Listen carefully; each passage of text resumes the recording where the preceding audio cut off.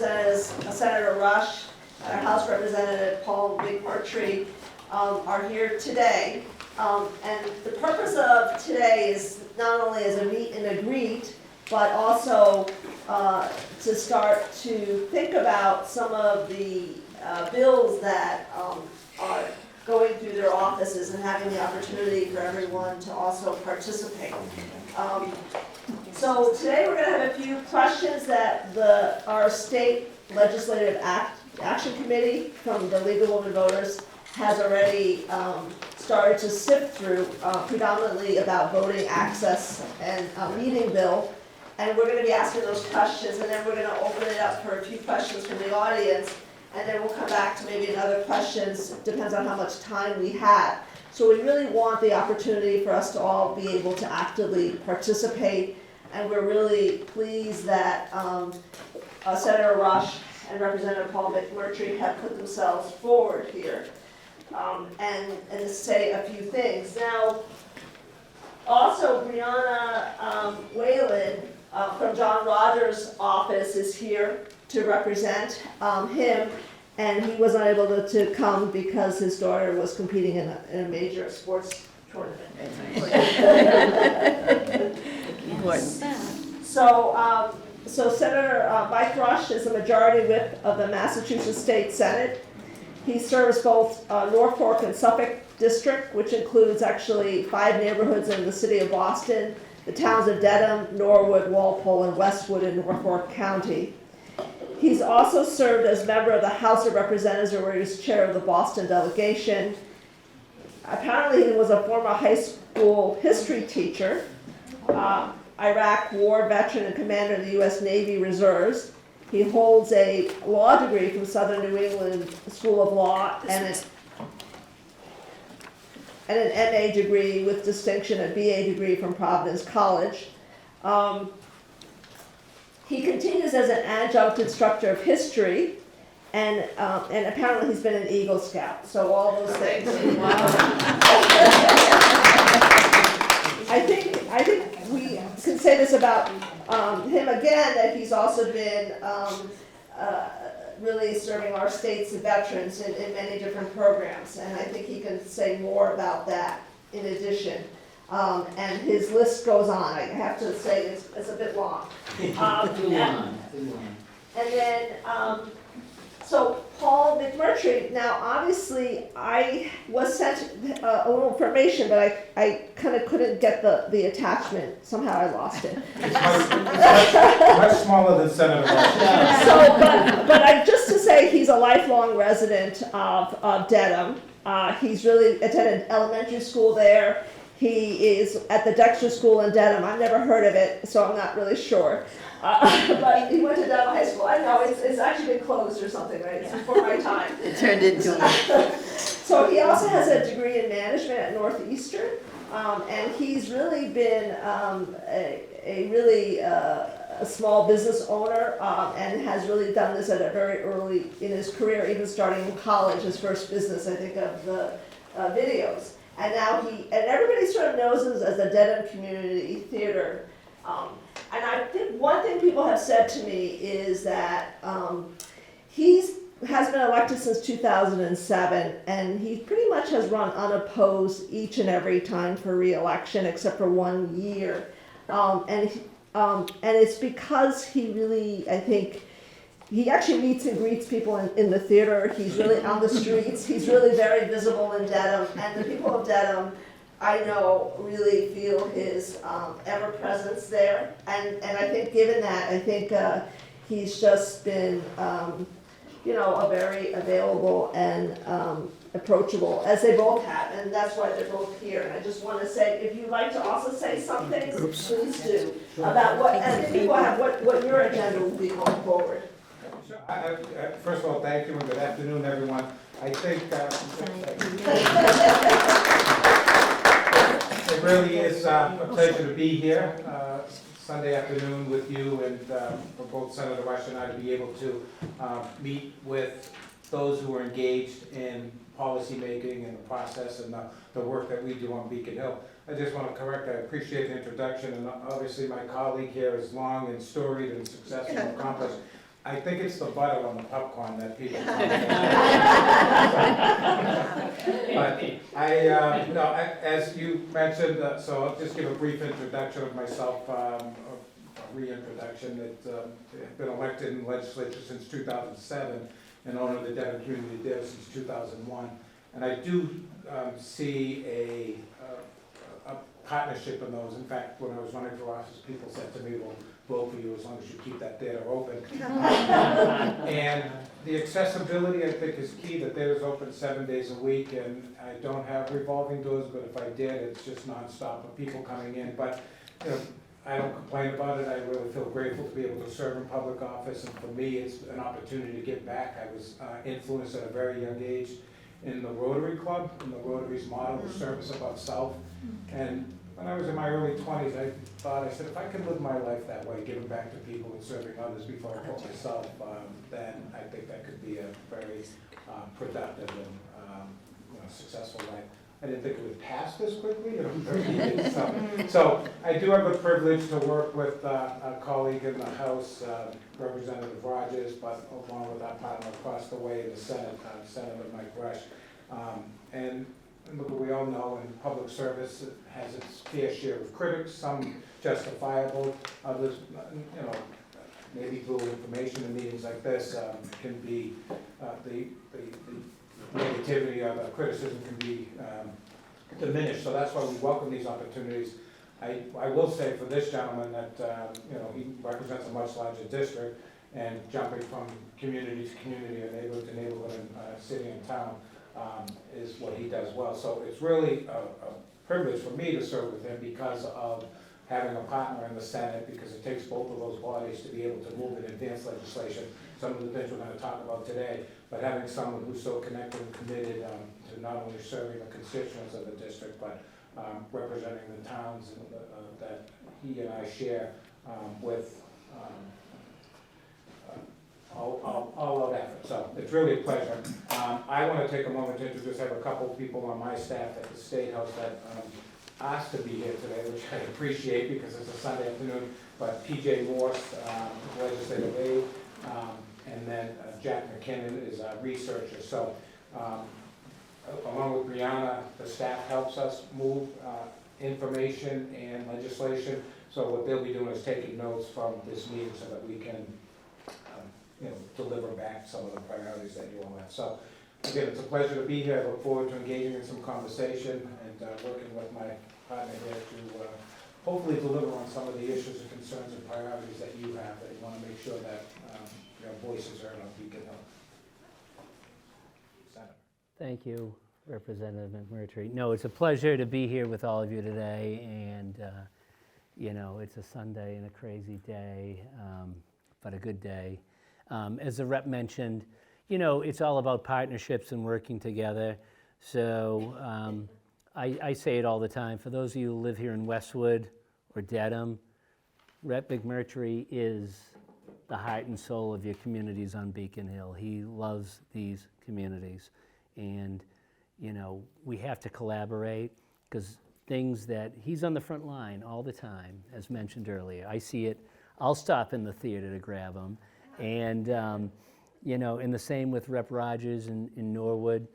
They grew up in these communities. They love these communities, and they want what's best for these communities. So it's very inspiring for me to be able to work with them in partnership to try to achieve some of the goals of the individual towns to get to where they want to be. So I represent what's called the Norfolk and Suffolk District. Half of my district is in the city of Boston, over the Charles River. I represent the neighborhoods of West Roxbury, where I'm a lifelong resident, Rosendale, Reedville, High Park, and now I have a few precincts in Jamaica Plain. And on this side of the Charles River, I represent Dedham, Westwood, Norwood, and Walpole now as well. So it's a large district, 160,000 people. And, the needs are very different. When I'm in my neighborhoods in the city, the needs can be very, very different than some of the needs on this side of the Charles River. But nonetheless, they're all needs, and we try to, work together. I'm fortunate. I basically have 5 state representatives who we are in constant contact with, talking about issues affecting the towns, the city. The mayor and I speak frequently about city issues. So, it's certainly a great education, and I enjoy every minute of it. As mentioned earlier, I've served in the United States Navy for 29 years at this point, and have enjoyed that level of service, as the representative mentioned, and we all come to it, right? We want to serve and give back. So I am a little tired today on a Sunday as the father of a 12, 10, and 1-year-old. So I'm a little beat. He was up very early this morning, and I'm in my Sunday attire here to kind of be moving around and getting the kids where they need to do. My daughter's upstairs in the library. She was eager to come, and she's working on homework. So, but it's a privilege and an honor to be with you today, and my good friend Representative McMurtry and Representative Rogers. So we look forward to the discussion today. Thank you. So, do you want it to be just okay. So for the league, we wanted to actually start to address some of the bills that are coming forth. And just our Legislative Action Committee for the League of Women Voters, there's thousands of bills. I looked at the file, I was a little bit overwhelmed. And then it really is just coming through to sift through these thousands of bills, which the League of Women Voters are going to support or oppose, and yet and also Senator Rush and House Representative Paul McMurtry have to do the same. And meet their constituents' needs. So the first one, given that we're the League of Women Voters, is about Voting Access Act. It's an act making voting administrative changes to create equitable systemic solutions, and that's what the access word stands for. It's a bill in the Senate as S410, and it's broken into 4 separate bills in the House. The one act in the House, H688, an act establishing the same-day registration of voters. H707, an act decoupling the municipal census from voter registration. And H701, an act enforcing accessibility for voters with disabilities. And then H656, an act providing uniform mail voting forms. Now the league here is 3 towns, and we already know that there's different access to even voting and timing of ballots, early mail order. And we had talked about it in the period beforehand that voting access is a huge issue, both still in the state and even in the country. And for me, as an infectious disease physician, it seems like COVID has really kind of accelerated that concept of voting access, and that voting access became even much more easier. And now the question is, are we going to maintain that easier access with mail orders and drop-off boxes and ballots, or are we going to revert back to what we had before? And I think that it's really a critical question, and I think for the League of Women Voters, I think voting access is really what we're all about. So I was going to actually ask Senator Rush to take this one on first, since it's one bill, his thing. Sure. Well, a couple things. So I think through tragedy comes, some success and thinking differently. And one of the things during COVID was the idea of expanding voting through the mail, which I personally feel is fantastic. We have a special election going on in my rep district in West Roxbury, and my wife and I filled out our forms yesterday to have our ballots mailed to us for those and the upcoming city council elections in the fall, which I think provides a tremendous opportunity. As a former history and government teacher, I would give every one of my students, every one of my seniors, when they turned 18, if they, on their own, decided to register to vote, I would give them extra points on their final grade, which became a great incentive, and they did. And I still run into students today, right? I think I gave 3 extra points on the final grade, which is a good one. But so anything we can do, we want people to be engaged. I mean, part of our job as elected officials are having discussions and taking action and having, I think the rep would agree with me, that the greatest pieces of legislation, he and I didn't wake up one day thinking, oh, this would make a phenomenal bill. It's the engagement of average and everyday citizenry who have an idea. And ultimately, that idea gets on a piece of parchment paper to the governor's desk, and in most cases gets signed into law. So the more folks that we can get engaged and involved in the process, the better for all involved. And that's a piece of what our job as well, as a rep and a senator. There's a big educational component. So often when constituents call, we're happy to have these conversations because we can often be called generalists because we deal with many different issues. But often people who are calling us are experts or have a very specific knowledge, and that helps educate us in the process. So in terms of, back to the original question, the more people we have engaged, the more people we have voting, voices being heard, the better for all involved. So that's kind of my thought on it. So I was happy to send my postcard. Not that I don't like going to the polls in person, but the reality is at least to have the ballot, and at least in Boston, I'm not sure anywhere else, so I can get the ballot, I can vote, and then I have in the past showed up on election day to turn it in as well. So it's worked out pretty good. So I'll just add to generally speaking, the legislative process, not just on the specific bills that are priority of the league, but the process. The 20-month session just began back in January. None of the bills have been heard. Right now, there's some of the issues you brought up in the priorities, again, evolved out of the pandemic. I mean, fortunately for us, our democracy could continue with mail voting, and people could stay safe. We're in the process now of identifying these bills, so it includes the thousands and thousands that have been filed, and then prioritizing them, and then working with our colleagues as whether or not these are items that are supported by the public. And as the Senator referenced, through engagement and conversations like this, so that we know we can go back and share with colleagues, hey, this is a priority from our area of the woods anyway.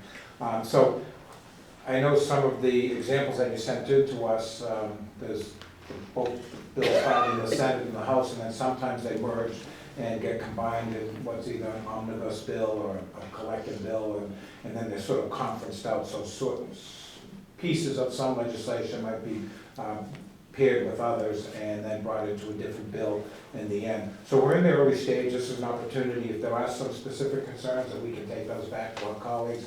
But generally speaking, the bills are being filed, continue to be filed, sponsors are continuing to be added, and the session's underway. There's a couple committees, we'll start to see bill hearings further on in the session. There's a couple committees, I know on the House side, the Judiciary Committee has some bills because there's some things that have to be sort of sorted out early on. But we'll probably go through the spring and the summer before we start to see the meat of some of these discussions with public hearings. And there is an opportunity. I know one of the aspects of the bill was a hybrid format, whether or not you could call in or Zoom in or conference in. For us in the House, and I believe the Senate also has the same priorities, the members of the legislature have to physically be there in person, but all of the meetings, all of our committee hearings will be available broadcast across the Commonwealth, so that if you're from Western Mass or not accessible to get into the State House, you can call in and then testify before the committee virtually. So that is going to take place. So that was, even though legislation was filed to memorialize that, that was something that the House and Senate both took up in their rules package, which we did over the last 4 to 6 weeks. So, is that limited just to actions in committees of the State House, or is that for the general kind of open meeting? No, so for municipal, it's going to apply to municipal meetings as well. So I'm not sure we're required to be there, so we're physically present with the members of the committee. And then members of the, citizens can come in and testify in person, but also there has to be a hybrid access. That same is going to apply, and that's what some of these bills may And- specify. And to that point, it was huge because, so roughly we have about 6,500 bills being heard in the two-year session, right? So people who have a particular interest, either for or against a bill now, will have the option, and this came from the pandemic, of instead of having to get on the T or drive in town to testify for or against a bill, you're going to have the opportunity to log on through the computer and testify, which when we talk to our colleagues from, as the rep mentioned, Berkshire County, Barnstable County, the Martha's Vineyard, folks, a great expense, time, effort, energy to drive to the State House to be able to talk on what they feel passionate about. So now that's going to be opened up, and we're really excited about it. Well, is there a bill that would require or provide as an option of like a municipal public meeting to be held in hybrid fashion? Is that just an option? I thought that's what I read. Yeah, Or will it be I required? think this, both bills are filed, so, and again, Oh. that's still in the early stages, so, and I know it's going to be required at the state, but as far as municipal, it might be an option, but again, that's yet to be determined. So- It's been extended now for quite some time, and then it's still being, visited. Yeah. Well, that, and that goes back to the heart of the issue, right?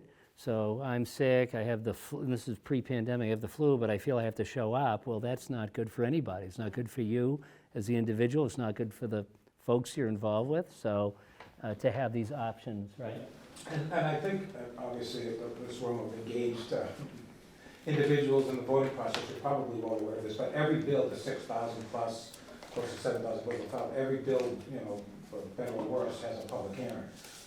And some of those hearings last 5, 6, 8 hours. And More. more.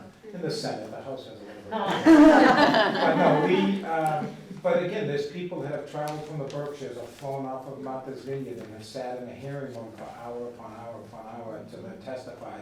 And this is really going to transform that process and, the level of participation that has been unprecedented since the beginning of time. May I just one follow-up to that, because I think like the governor's hiatus on the open meeting requirement was to expire literally this week. Yeah. So do we know where that stands as far as taking action on that? The governor's extension, you said, is expiring this week? Yeah, I mean, I deal with this daily, so it's very relevant. I think it's being extended, I Yeah, believe it's. yeah, if it wasn't already, but we can find out and get back to you. Yeah, I think it's being extended for, I believe, and we can double back. We generally find out if we're in session, it's sort of a short notice for the House. We'll find out on a Friday for what days we have called in. And if there's something that's that timely, then we might get called in to have to vote on it. But, We're gonna follow up with an answer. Cool. Thank you. So, the second question was about the hybrid meeting bill, which is formerly known as an act to modernize participation in public meetings, which is H3040 and S2024.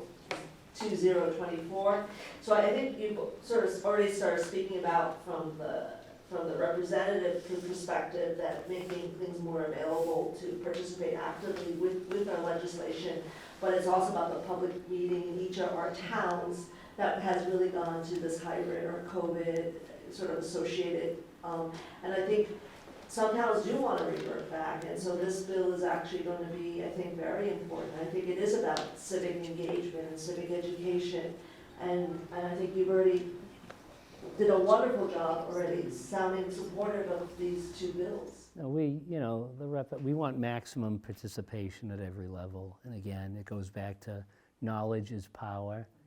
And when you're engaged, it makes for a better working government, either on the municipal level, state level, or, you know, the federal level, which is a whole different entity. But at least for us, there's a heightened level of engagement when the towns are engaged, and then, you know, we talk to the local governments frequently about things that are working, things that are not working, and how do we improve them. And, you know, and it can get a little sticky because there are 351 cities and towns that each may view things differently. And then from our level, there's 160 state representatives, 40 state senators, but we all have the same voice, the same vote. Reps vote, my vote are the same vote out of 200. And then we have to work with the executive branch on issues to convince them that, you know, so it's quite a process, right? Right? So, and I just personally, as a follow-up on the open meeting laws, I mean, look, here's an example of it, meeting with the league in person, there's something, you know, to me, government and public service is a business of people and engaging with them. So there's nothing more compelling than being face-to-face in a room and listening and sharing and, you know, recognizing the facial expressions and whatnot. But there's also that component of the accessibility with those who can't, to be able to have access to the process. So the balance, that hybrid balance, I think is important, so. And I think we can see that this gives an opportunity for in-person discussion. It's very hard to have a discussion when you're on Zoom. It's really about more information conveying than it is, and I think what we're gonna do is now address the first two questions. I think Claire Galkowski is gonna ask a question from the audience, if that's okay. We've had a few people ask, there's a few questions they wanna ask from the audience to increase that audience participation. So Claire. Okay, I gave you my card, so I'll wing it. So this is regarding H471. They don't know about the number. It's a paper and package producer responsibility. I think that's what Yes, Claire's gonna yes, talk and about. Senator Rush kindly sponsored an iteration of that legislation last session. So, so you're well familiar with it, and I think you are too, Rick McMurtry. So, so it's been refiled this year, and slightly different. Well, there are a few versions of it. But my question is, it's over the many years I've been working with legislation up there, it's been really hard to Claire, get. can you speak? Oh, sure. I Over think the you can years, turn around a little. over the years, it's been really hard to pass any solid waste related waste reduction legislation.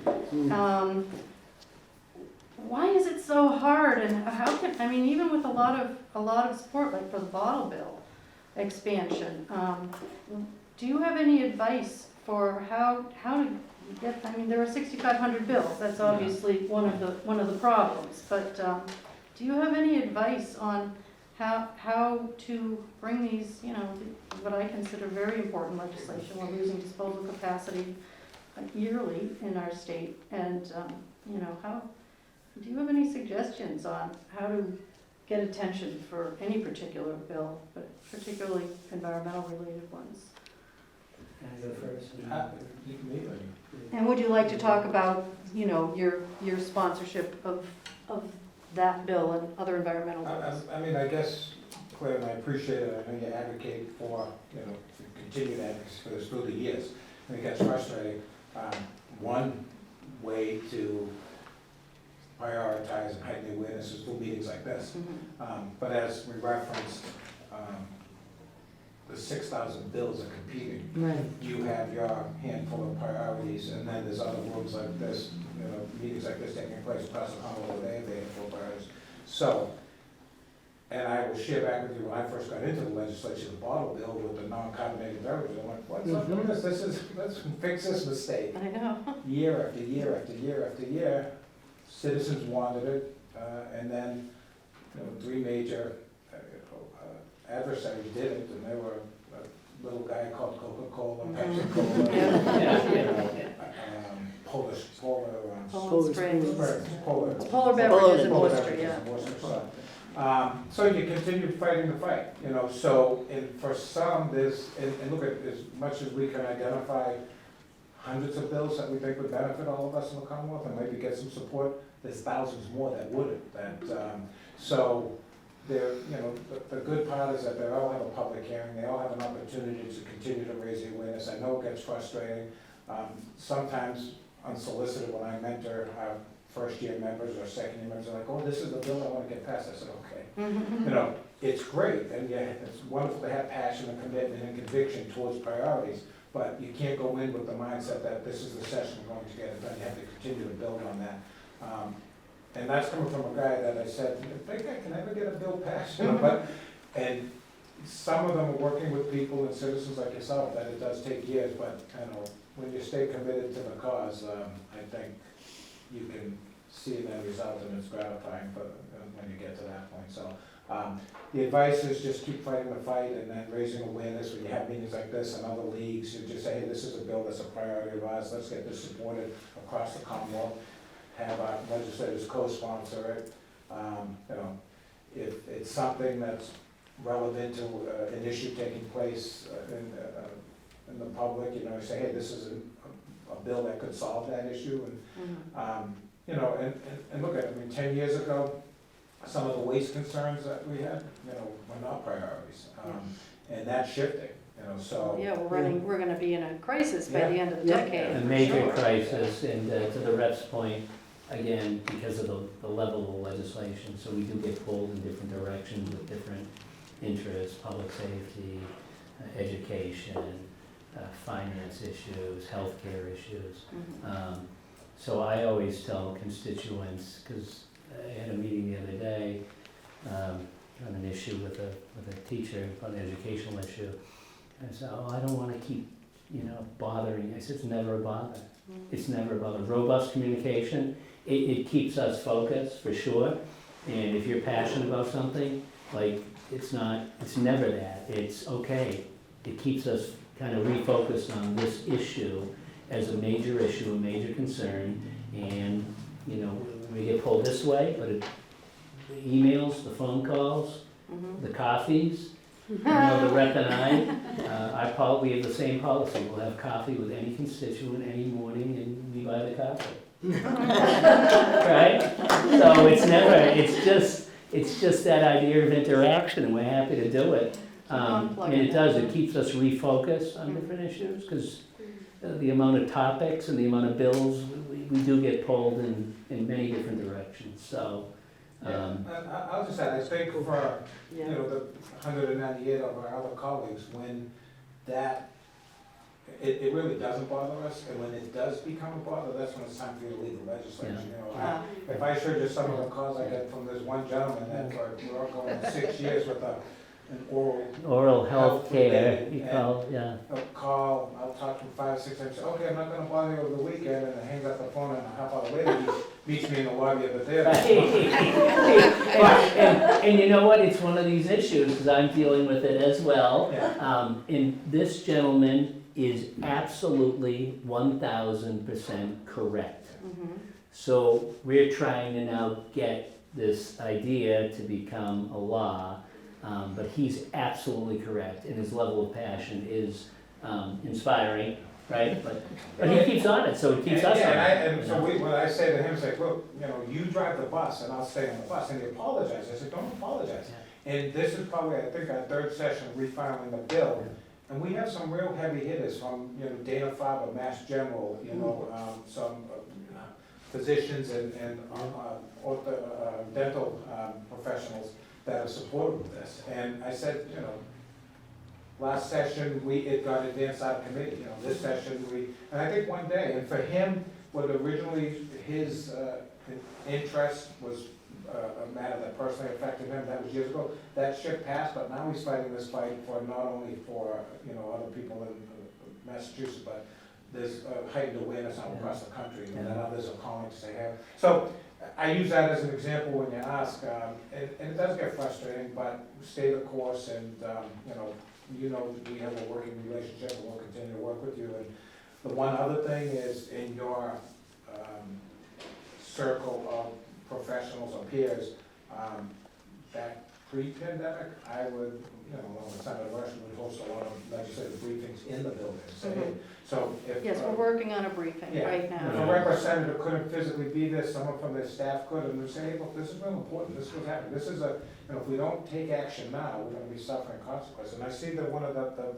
PFAS legislation, these are chemicals that have been coming into our bodies for, Decades. and now it's 2023, we're just addressing this, so, and I recall when I first got elected, the autism rates were 1 in 375, and then it went to, a couple of years after, 1 in, 200, and 1 in 150, and I was, so there's something that has to be fixed, and it comes from that environment and the things that we're putting in our system, and drinking water and so forth, so, and that's where, engagement like this can deliver good public policy and some quality of life and life-changing matters, so. And we've seen it because, and I'll say it, unlike Washington DC, where it seems to be constant static electricity and nobody's talking or listening, we do have, again, a really engaged citizenry, and we work together, and we compromise, and we listen. I'm always, again, coming out of the classroom teaching civics and government, I'm always impressed at the level of engagement and thoughtfulness, even when two people totally may disagree on an issue. There seems to be always a willingness to at least listen and acknowledge that although we disagree, I accept where you're coming from, this is where I'm coming from, can we try to find a middle ground? And I don't, in the we don't think compromise is a bad word. We do it in every aspect of our lives. We do it in our own individual homes, our neighborhoods, our workplace. We try to find middle grounds and work through issues. So, it's it continues, as the rep mentioned earlier, when there comes a time when you throw your arms up and say, enough's enough, then it's time for you to leave public service. But I'm always overwhelmed by the amount of folks who are willing to work together and try to get a compromise or a solution to a problem. And I just want to issue a disclaimer, I am not ready to leave public service. Me neither. That's not up to me. We both love our jobs. Yeah, We both love our jobs, for sure. So we appreciate Representative Nick Murtry commenting on the PFAS omnibus bill, which is actually one of the acts that the league is supporting. It's an act to protect Massachusetts public health from PFAS, which is one of the chemicals that are obviously been associated with our water supply and concerns.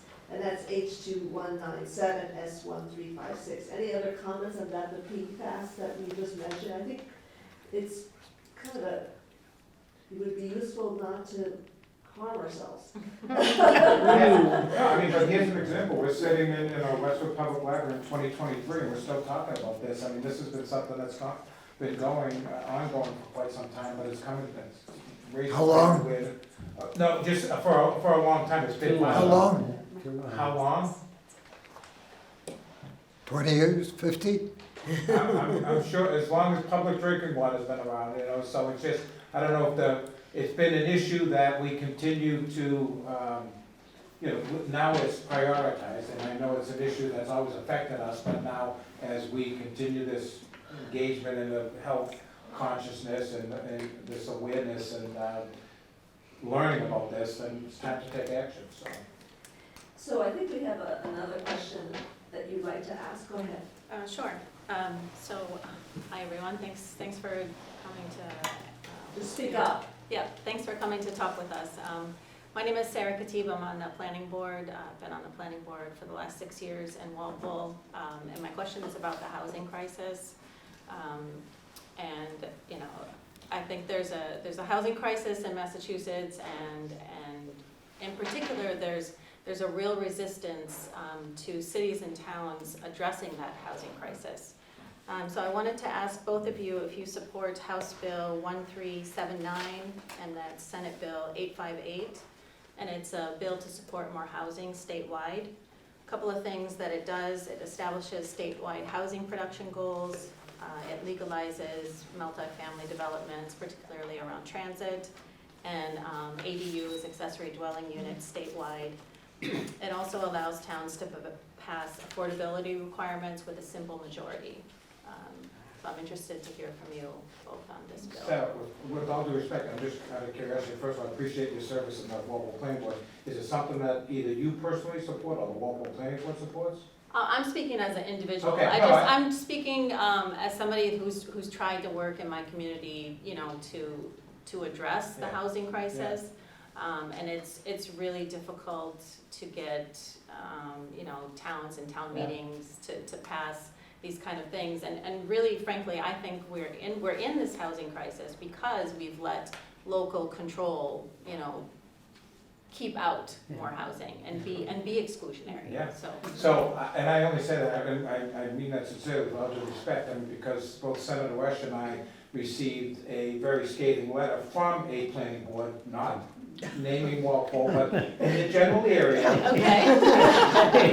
And this is just an example, I share this again, in the, you know, out of the, only with the intention of just the understanding of the process, opposed to everything that you mentioned, because quite frankly, I Well, the support. chair of the Walpole Planning Board and I see things quite differently, Okay, so. so that's fascinating. So I appreciate the fact that, you know, the courage and the interest and the passion, the commitment, because there is a housing crisis. I mean, you can't afford a 20-something or 30-something, a newlywed couple, you can't afford to live in our own community. A senior citizen can't stay there, you know, because of the property taxes. So something has to be done. And look at the legislature and Governor Haley and Lieutenant Governor Driscoll, we don't have the answers, but all of the answers, but we're trying to, you know, and as we move these things forward in these conversations, there's pushback from people who think, you know, all of what you've probably heard from your peer on the board, because we've heard it. And so I will tell you that it's not only a priority, I mean, we work closely, and especially the senator, you know, because of our capital city with Mayor Wu, our governor, and lieutenant governor, and the legislature. So some of these things are going to bring, and the challenges we have is that we do have some local, you know, officials, and with all due respect, that are pushing back. But if this is for the good of the Commonwealth, the better of the community, and rather have people talk about, well, if I'm going to school out of state, I'm gonna stay out of state because I can afford that, you know, it's for a better Commonwealth. So I appreciate you bringing it up, and it's something that is being addressed and going to be addressed, and it's really a change of the status quo and the thinking that's existed for so long that we have to break through it, and we break through it with, you know, really, I don't wanna keep going back, but just the significance and importance of these meetings. You've just empowered me, say. All right. So I appreciate it, and Senator Rush actually now, with the redistricting, has all of Walpole in his district, so, you know, I think the residents are going to share the same benefit that both Dedham and Westwood have that I share with them. I have a precinct in Walpole, and, you know, again, I appreciate it, and I welcome that, and something has to be done, and I'm glad we're moving the needle forward to address that, you know, serious concern. And to the rep's point, yeah, so, you know, we're trying to have these conversations because everything he said is absolutely correct, right? So you grew up in a community, you can't afford to stay there. Folks who have lived there their entire lives can't afford to stay there. I mean, it's outrageous. So as we've tried to have these conversations and take some positive steps forward, we received a scathing letter saying that we shouldn't be taking, upset with our vote. And again, it makes perfect sense, where you have commuter rails. Who would want public housing, additional housing, not public housing, next to, you know, public transportation? Lots of So I people. public transportation Lots next of to people housing. actually do. So we get this, we get a letter, and it was scathing, and it said basically, before the rep and I act on any housing policy, transportation policy, we should get the okay from, you know, other individuals. Well, that's not what we do. We make decisions and we take votes on action that's in the best interest of the people of the Commonwealth and the districts we represent. And to your point, it is an absolute flat-out crisis. Anybody who interacts with anybody hears it all the time. There is no housing stock. And where are people going to go? And ultimately, it spirals into the economic and well-being of our Commonwealth. Yeah, it's really an economic issue, like economic development, right? You know, I mean, if our businesses can't find employees, That's you know, right. we're going to have problems. 100%. I would like to add that the League of Women Voters at every level has very strong affordable housing positions. So the League of Women Voters is behind your efforts 1,000%. Good I to mean, my- CC you in the letter we received. Because, no, but, Westwood, we Yeah. have some of those same feelings. no, and I will tell you, Governor Haley, one of her initial plans of action was to take all of the abandoned or unused state property so that we could bring that into housing stock. So, Yeah. look, I'm super, I work well with Governor Baker and talk about a gentleman who knew about collaborating with the legislature and, you know, the differences. He found a way to move productive and beneficial legislation forward by compromise and consensus. And I'm equally excited to work with Governor Haley on her agenda in education and healthcare and public transportation, and public education and housing. And one of the things she's doing is taking stock of all the unused state-owned property so that we can see if we can bring that into the. And it's been a crisis, you know, both in suburban towns as well as the city. I have many constituents contact me looking for public housing over the years.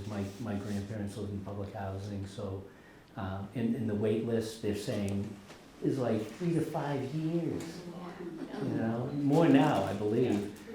But, so it is a crisis. I got a text from a realtor this week. I know I'm the realtor, but do you know of any apartments in your community? Yeah. So, I mean, Yeah. and so that's, and again, it's not just public housing, but also putting housing developments, affordable housing with, you know, public transportation, you know, so, and that helps the environment, that's accessibility, it just, it really works, and I'm excited about it, you know, so I'm hoping that we can deliver some of those things. And Sarah, if we have another housing question, we're gonna move over, that you sit up here. I'm just curious, how long have you been on the planning board? 6 years. Good for you. Well, I welcome the opportunity, and I'll know that when Walpole calls us before, which they do, at least we'll have an ally on the other side. There you So, go, yeah. But I really appreciate it, and good for you, and, you know, hoping we can deliver something. And I think Westwood is behind, you know, we certainly voted in favor of the housing, you know, there's a big debate about it, but the Yeah. MBTA, you know, MBTA Multi- communities, yeah. yeah. The misinformation is what's controversial. you Yes. know, But if people, again, happy to, I mean, in Dedham, we had a public transportation that we had a chain link fence. That you couldn't get to the, you'd have to go onto the highway, loop around, like, can we fix this, government? You know, so we finally did, you know, and there was an attitude that, well, we don't want people from other communities kissing and riding and dropping off here or whatnot. So it was addressed, I mean, but it's strange to think that it takes that long, and, but again, through conversation. And it does get frustrating, very frustrating.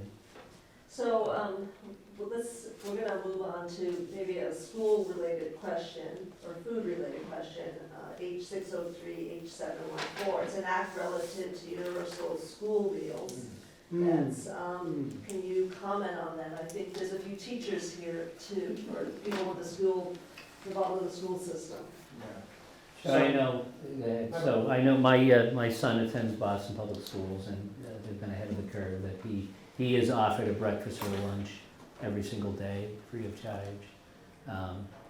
And he doesn't I'm always. sorry I missed that. Could you talk up just a little Yes, bit? my son attends Boston Public Schools, and he does have the availability every morning or at lunchtime to have a free meal provided to him, and where he may or may not take it. Many of his friends do take it every day because it's important for them in their situation.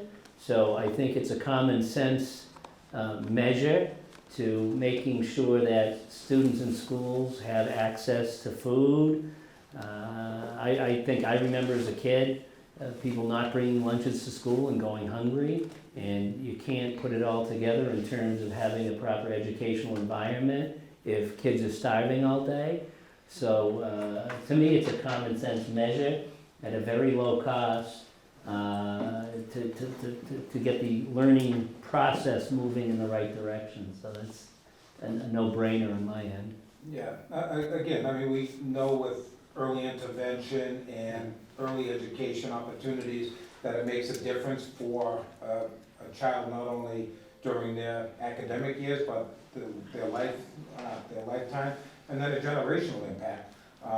The ARPA funds during the pandemic that came down and provided for universal meals, that's been extended so that every public school student would have access to a breakfast and lunch. And the only problem is Massachusetts rebounded pretty well economically with, and despite the challenges of the pandemic, it's that long-term sustainability. But right now, it's been something that's widely supported and extended so that every student, because, and again, Doctor, you would know, and others, the teachers, when you have a nutritious meal, you learn differently and better and retain that information. And back to, just to circle back to, we can circle back to the universal meals, but it reminds me on the extension order for the remote meetings expires next week, but it was taken up in both the House and the Senate this past week, so it is something that the bill's now on the governor's desk, so that will. I mean, I saved it in my calendar, it's affirmatively the 31st of this month. That it expires? Yeah, so the governor has the bill. That was something that was, in fact, we were in session last week, and, okay. So Brianna there, so. Thursday. Probably our colleague John Rogers who worked on it, but it was taken up Thursday, and both the House and the Senate stayed open so we could go back and forth, but it went to the governor, and she'll probably sign it, and you'll hear about it in the news. So, but we can also circle back to let you know, so. I know it was a concern for many. I don't want to digress off the current question, so Oh, I think, I just want to make sure this, the other person that asked, there was a question that we had yes, go ahead, she has a card. I just want to try to give everyone an opportunity to. I have the card. I'm just going to speak up here so everyone can hear me. I'm Joanna French. I'm the current co-chair of the Thurston PTO, and I'm also running for Westwood School Committee. And I wanted to just publicly thank both of you for your advocacy for the Chapter 70 funding. That was huge for our town. The increase that Westwood received, with that funding, we were able to ratify our teachers' contract and pass a historic increase in our school budget of 5.8% in our school operating budget. So I just wanted to thank you publicly and encourage you to continue to advocate for that line item to stay on schedule and stay funding as you go through the budget process through July. I appreciate it. Thank you very much. That's, Chapter 70 and Chapter 90, we're constantly, it's a constant discussion that goes on all the time at the State House. It never ceases, even, moving forward, so I appreciate that. And Joanna, if that's your question, I look forward to working with you. No,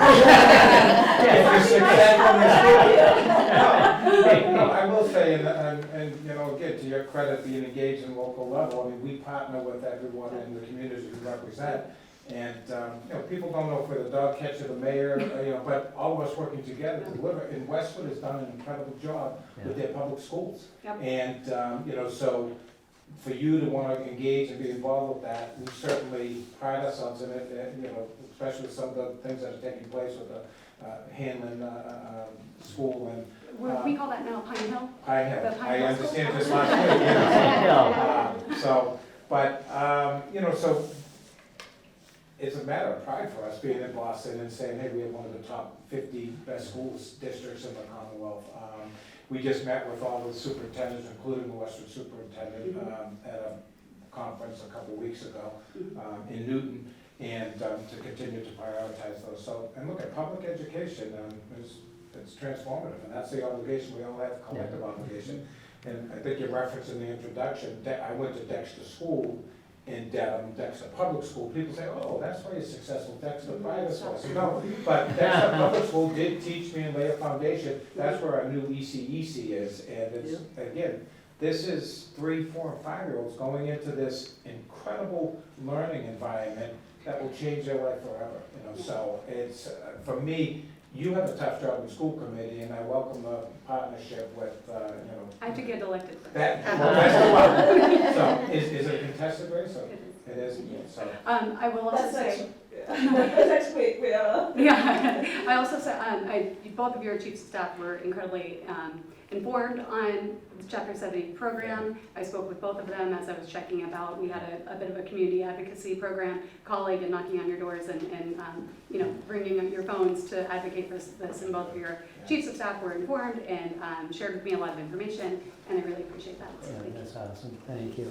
And there's, we will say anecdotally to your point, it's not, there's a reason that Horace Mann's statue sits on the front of the State House, because every discussion we have, whether in any field, whether it's healthcare, public safety, economics, it all goes back to education, everything. So, and, that's, all of our colleagues, all 200 of us, one thing that everybody is equally passionate about is education and making sure that the young people in this Commonwealth get the very best education that they can. So there's a reason we look at Horace Mann every day when we go to work, right?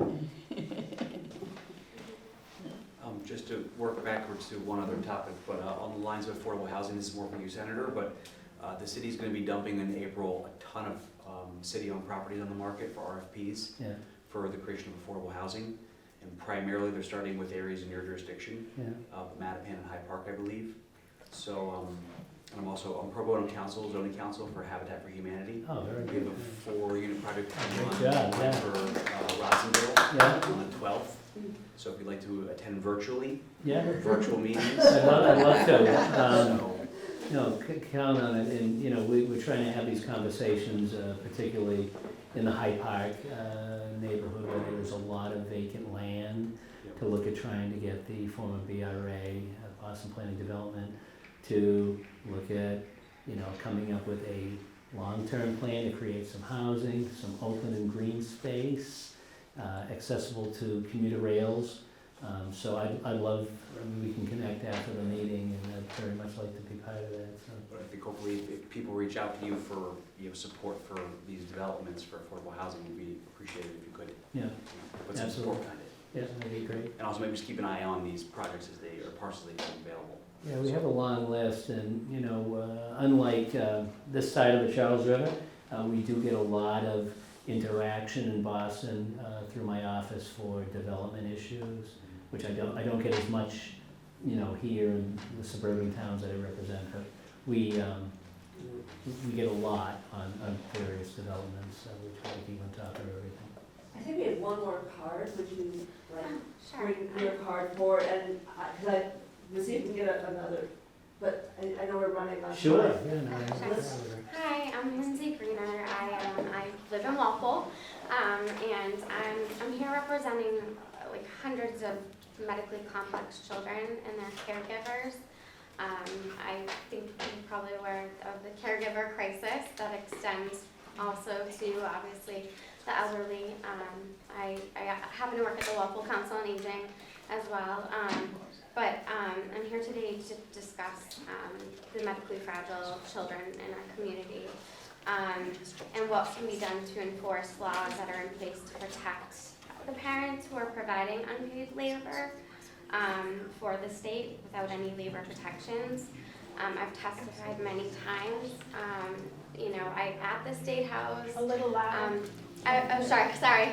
I've testified many times at the State House and, obviously on Zoom as well. Specifically for House Bill 1896 was the last time I testified. We, as a community, we feel like our kids are really not receiving the care that they deserve. I have lots of friends that, their children qualify for 160 nursing hours and they can't get a single nurse to come into their home and care for their child. When you talk about education, there's very, very much an impact to education. A lot of these kids can't get to school because they don't have the proper nurses to accompany them to school. I am a mother of a medically fragile child as well, so, this is a personal concern for me, but also I'm reaching out for the hundreds of other parents that are impacted. So I'm just wondering what you see as next steps we're currently working with the Kennedy, Harvard Kennedy School of Public Health to start a campaign. So we plan on reaching out to all of your offices. No, I guess, I'd like to know more about the legislation, but we definitely, if you want to set up a meeting, the three of us, and Yeah. bring Rep. Rogers in on it, we absolutely 100%. So- It's not an issue. I will say, I think a lot of the topics that impact, you personally, and others in similar situations, that ecosystem, the skilled workforce, the Yeah. pay parity, the educational opportunities, for children that have those needs. So, just listening to your remarks, I just thought back about some of the legislation that I know has been filed and the conversation that taken place that somehow, hopefully can all be interlocked into this complex legislative puzzle that delivers something that can be beneficial. I can reassure you, with you leaving it today, that those conversations are taking place, so hopefully we can deliver. If you're working with a Harvard Kennedy, school, then coming up with a strategic plan to continue to engage legislators, hey, this is a priority bill. The timing could be right, because it is something that's happening, but as you probably can imagine, living it, it's a different components of it than, that hopefully we can bring together to deliver something that's meaningful and beneficial, so, and thanks for sharing that. But will you follow up with us? Yes, I will. And we'll get a Yes. very targeted, specific meeting Yes. and then have Absolutely. an action plan to move Yes. forward, all right? Marcia? My biggest issue is guns. And it is reported that the legislature is going to come up with a bill to address the issue. So I'm sure there's lots of pieces of legislation that will go into this. But I want to know, with both of you, what do you feel are the important things you want to see come out of this bill? And do we have a solution from illegal guns coming into the state? And what are your personal feelings about the gun issue? And of course, we have to talk about Massachusetts. There's a lot of concern in other states. And I think our biggest concern is the coming in, being flooded with illegal guns. But where are we? What do you see happening? So, it's interesting, that's what personally, I think each time there's a tragedy in our country on, with gun violence, that would personally failed. Massachusetts has some of the strictest gun control legislation in the nation. The other interesting aspect of Massachusetts tends to be a leader, we hope, on most part, for most of the legislation that gets adopted across the country. So when Massachusetts makes a move, others follow. And those hearings that we talk about, there's other legislators and staff that actually physically come in to learn, hey, what is Massachusetts doing? The one aspect of it that, again, hopefully after today was beneficial, it might be helpful, the takeaway is that focusing on the mental health crisis and the causes that get an individual to, act in violence. That, again, especially with the pandemic and what young people and all of us went through with the isolation, it heightened and raised the awareness, and that's a major focus for this legislative session on the mental health aspect. If we can conquer that with the schools and the workplace and our communities, then hopefully we can see some end. But for me, I don't know what the answer is, but I know that the conversation continues, and hopefully we can come to a day where we don't see some of these heinous acts of violence, especially against.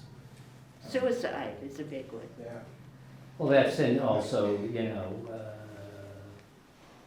some of the news stories, as we all know, you see them and you're just heartbroken, right? So, as the rep mentioned, my guess is, and I don't know the number, but there's a lot of bills, and the conversation does continue, because although we think on many issues we're the best, there's always still work to be done, always. I know the conversation, one of my colleagues has been strongly behind the issue, and a leader, Senator Crean, of Newton, who was the author of the last legislation we filed. But I'm with the rep, I don't have the answer, but we look forward to the conversation and how do we get it better than what it is now? And we never end tomorrow. It's a new discussion after we get the bill passed, because we quite frequently are going back to revisit the issues and what was missed in the legislation we did unanimously pass, I believe, or close to. And Governor Patrick signed it, I think, Governor Patrick, right? So, What about the trafficking from other states? Wait, I think we have to be respectful of time. Yes. You know, I think, we want to give you the opportunity to have some closing kind of remarks. We'd like to have a photo with you at the end. I think the Sure. Dedham Times is asking for that. And just to sort of make those comments, I think we have to be respectful of your personal time too on a Sunday afternoon. And I know that the league really, we're just thrilled that you've given us the opportunity to hear you. And you've obviously recorded everything you said, so others can hear you again.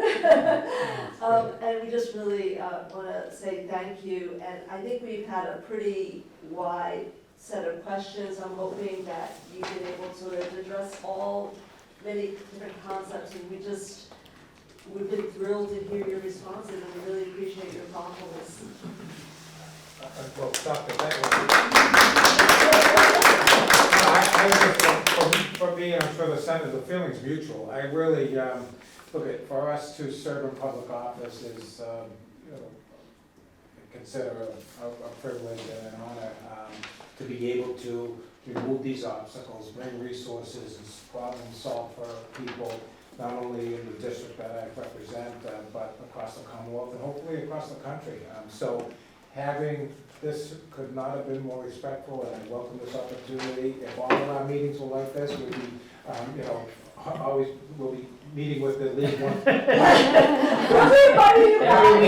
Every week. It really, for me, you've energized me and inspired me, and I welcome the opportunity to continue to work with you, whether individually or collectively, the boards or the community, to hopefully deliver some meaningful, productive, beneficial legislation this session, and really appreciate the fact that people found some time on a Sunday afternoon to come out and share their concerns with us. So, thank you. thank you. And to the rep's point, and I know Rep. Rogers feels the same way, we love our jobs. We love our jobs. We get to help people. We get to try to solve complicated issues. And we work together all the time. We talk all the time. We get together frequently. So, I just feel so privileged to be able to represent the people of the Norfolk and Suffolk District in the Massachusetts State Senate. But this is what it's all about. It's about a level of citizen engagement, which you all bring to the conversation today and in your day-to-day lives. And it's a yin and a yang in that that's how we operate. We rely on you people, each and every one of you. Hey, you have issues, you contact us. That's how we get good legislation done. It really is. I said it at the beginning of my opening remarks. The rep and I and our 198 colleagues don't wake up every day, come up with an idea, sometimes, but mostly and more often not, the best legislation we have passed in this state comes from all of you. That's how it's a conversation, and then moves to the next step, and ultimately, sometimes blood, sweat, and tears, frustration, but the goal of getting to the governor's desk to get something really good, and that's, we're very proud of the good things going on here in the Commonwealth of Massachusetts, but there's plenty of work to be done. We're not there yet, so thank you so much.